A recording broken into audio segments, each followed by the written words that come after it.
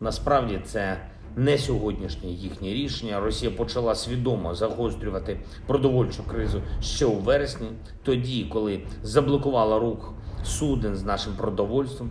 Від вересня і по сьогодні у зерновому коридорі накопичувалось вже 176 суден, які не можуть пройти за своїм маршрутом.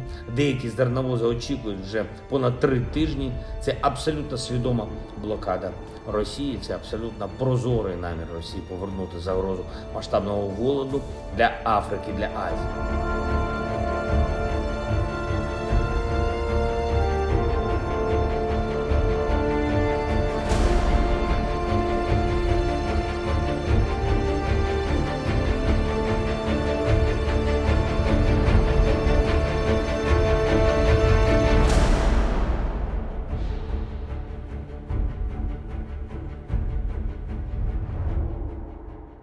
Як Росія може бути серед інших в G20, якщо вона свідомо працює на голод на кількох континентах, це нонсенс.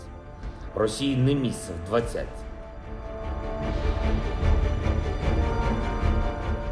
It's really outrageous. It's going to increase starvation. There's no reason for them to do that. But they're always looking for some rationale to be able to say the reason they're doing something outrageous is because the West made them do it.